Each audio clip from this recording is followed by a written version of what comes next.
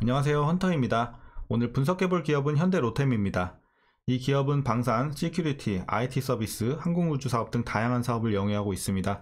매출 비중은 방산이 56%로 가장 크게 차지하고 있고요. 월봉으로 차트 한번 보시면 과거부터 꾸준하게 올라가는 기업은 아니에요. 하지만 등락이 굉장히 좀 뚜렷한 이런 흐름을 보여주고 있고, 여러분들이 구간만 잘 잡으신다면 충분히 굉장히 좀 큰 수익을 낼 수 있는 종목이다 말씀드리겠습니다. 다만 이렇게 단기적으로 올라가는 구간도 있고 장기적으로 올라가는 구간이 있지만, 여러분들이 웬만하면 1년 안쪽으로 보셔서 이렇게 조금 구간을 잡고서 들어가시는 게 훨씬 좋아 보입니다.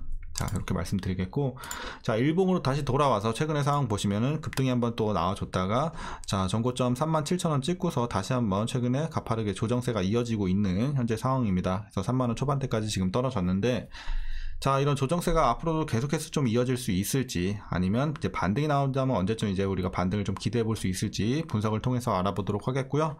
자, 여러분들 이제 단기적으로는 물린 분들도 계실 테고, 과거에 이제 잘 들어가셔서 수익이 나신 분들도 계실 것으로 판단이 되는 구간입니다. 그래서 여러분들 각자 평단에 따라서 어떻게 대응해야 될지 투자 전략까지 함께 알아보는 시간 갖도록 하겠습니다. 자, 그럼 이어서 수급 상황입니다. 한 달 기준으로 개인과 기관이 팔았고요, 외국인이 사주고 있습니다. 하지만 최근에 스탠스가 좀 바뀌면서 오히려 개인이 연일 좀 집중 매수하고 있고, 외국인들이 계속해서 연일 팔고 있는 모습을 보여주고 있습니다. 자, 그리고 기관은 중립을 좀 유지하고 있고요. 자, 이어서 공매도 비중 살펴보시면 상당히 좀 안정적인 것을 확인할 수 있습니다. 거의 1에서 3, 4 뭐 많아야 이렇게 좀 움직이고 있습니다. 그래서 거의 공매도 비중이 크지 않다 이렇게 보시면 되겠고, 과거에도 이렇게 한번 올라간 적은 있었지만 대체적으로는 좀 양호한 편이었다 이렇게 말씀드리겠고요. 대차 잔고 확인해 보시면요, 이제 과거에 한 700만대였다가 이제 600만, 500만까지 떨어졌다 최근에 다시 한번 600만대까지 올라가고 있는 흐름입니다. 그래서 과거에 비해서는 오히려 좀 떨어졌어요. 하지만 최근에는 조금 올라가는 흐름 이렇게 보시면 될 것 같습니다. 그래서 어쨌든 공매도 비중이 굉장히 낮기 때문에, 그리고 대차 잔고의 이런 증가세가 굉장히 가파르지 않기 때문에 우리가 공매도에 있어서는 그렇게 걱정을 안 해도 될 것 같습니다.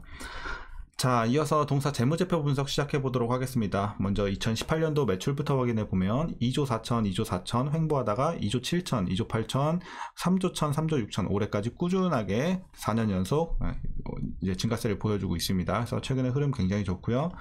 영업이익도 이제 과거에는 굉장히 좋지 못했어요. 적자를 기록을 했지만 턴어라운드 한 이후에 횡보 800, 800, 그리고 작년부터 이제 개선이 됩니다. 1400, 올해 다시 한번 가파르게 2200까지 뛰고요.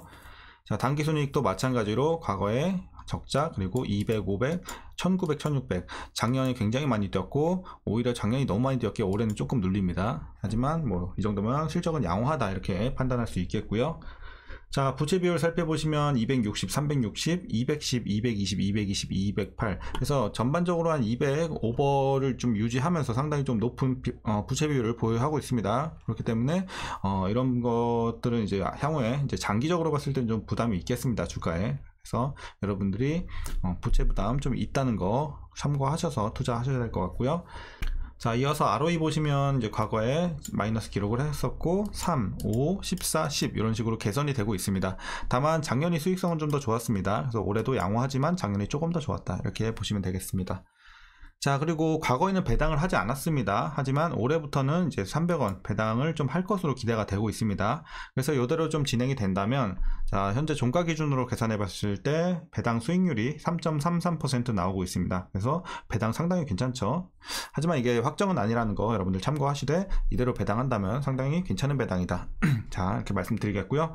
마지막으로 올해 추정 PER은 21.39배, PBR은 2.04배 나오고 있습니다. 그리고 현재 주가는 여전히 약간은 고평가되어 있습니다. 그러니까 많이는 아니고 살짝 비싼 구간이다. 살짝 비싸다 이렇게 좀 보시면 될 것 같아요. 자, 그럼 이어서 동사 관련 이슈 한번 살펴보도록 하겠습니다. 자, 1분기에도 굉장히 호실적을 기록을 했습니다. 특히나 이제 영업이익이 많이 쪘었죠, 1분기에. 하지만 이제 2분기에도 어닝 서프라이즈가 나올 것으로 기대가 되고 있으면서 호실적 다시 한번 기대가 되고 있습니다. 자, 현대로템은 이제 2분기 영업이익을 871억 원 기록을 하면서 이제 시장 전망치를 좀 크게 상회하는 기록을 이제 달성할 것으로 전망이 되고 있고요.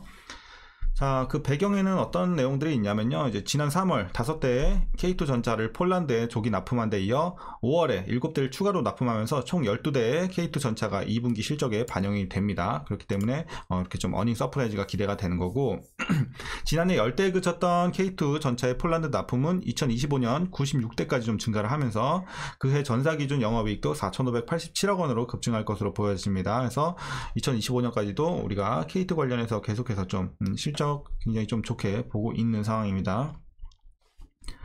자, 그 외에도 이제 여러 가지 좀 이슈들이 있어요. K2 전차의 이제 루마니아와 리투아니아 수출, 그리고 K808 차륜형 장갑차의 폴란드 수출 등 다른 프로젝트들의 계약이 연결된다면 이제 주가에 추가적으로 모멘텀으로 작용할 거라는 예상이 되고 있습니다. 그래서 이런 재료들도 좋아 보이고요.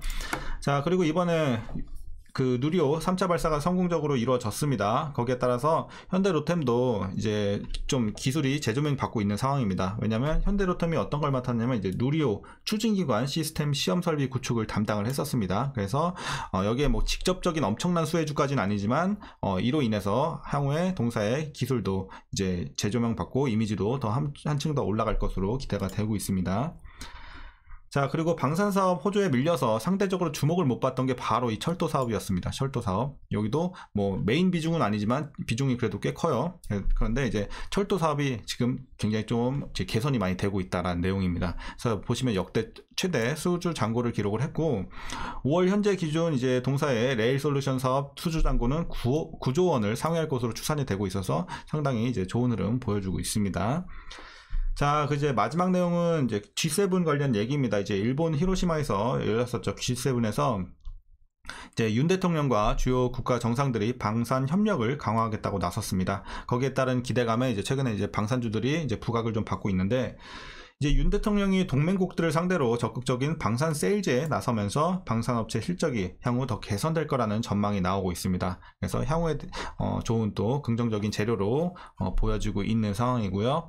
자, 이제 최근에 이슈는 여기까지 좀 말씀드리겠고, 지금 뭐 솔직히 말씀드리면 다 좋은 얘기밖에 없어요. 다 좋은 얘기밖에 없고, 근데 주가는 왜 이러냐, 이게 문제죠. 자, 그래서 이제 여러분들 마지막으로 투자 전략 말씀드리면서 영상 마무리하도록 하겠습니다.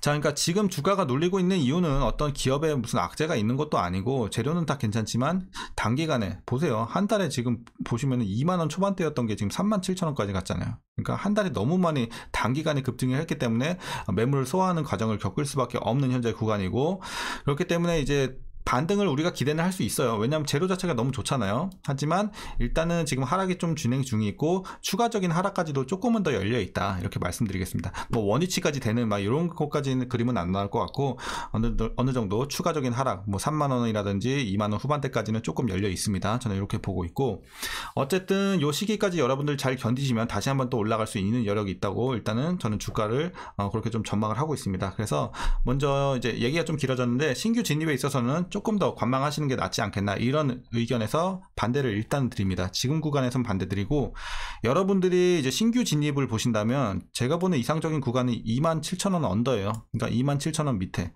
그래서 25,000원에서 27,000원 요 밑에 구간에서는 여러분들이 신규 진입하기 굉장히 괜찮은 자리다, 이렇게 보고 있고, 지금은 조금 비싸다, 이렇게 말씀드리겠고, 일단 하락이 이제 좀 일단은 좀 마무리가 될 필요가 있겠다, 이렇게 보고 있는 구간입니다. 그래서 신규 진입은 조금 더 관망해 주시는 게 좋겠고, 여기까지 내려온다면 들어가시는 게 훨씬 좋아 보입니다. 자, 이렇게 좀 신규 진입에 있어서 말씀드리겠고, 자, 밑에서 들어가서 뭐 전고점 근처에서 파신 분들은 굉장히 잘 하셨죠.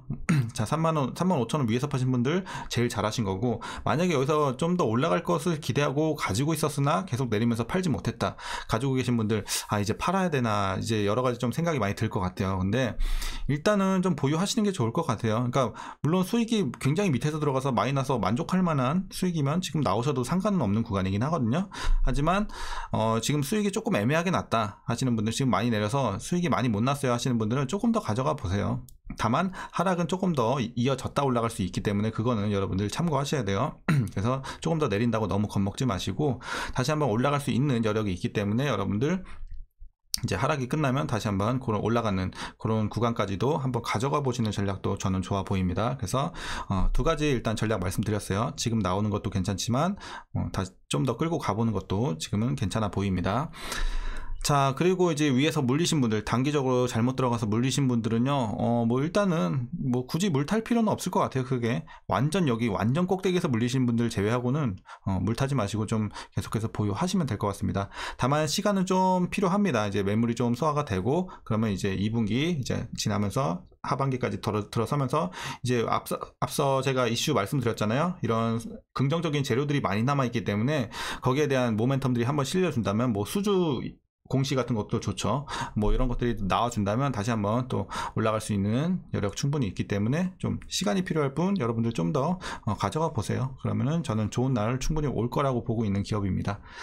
자, 이렇게 좀 오늘 전략 정리하겠습니다. 그래서 여러분들 어쨌든 이번 주도 고생들 많으셨고요. 이제 월요일까지 공휴일이죠. 그래서 이제 3일간 쉬는데 여러분들 좀 재충전 잘 하시고 저는 영상 계속해서 꾸준히 올려드릴 테니까 매일 또 와서 공부 같이 해주시면 좋을 것 같습니다.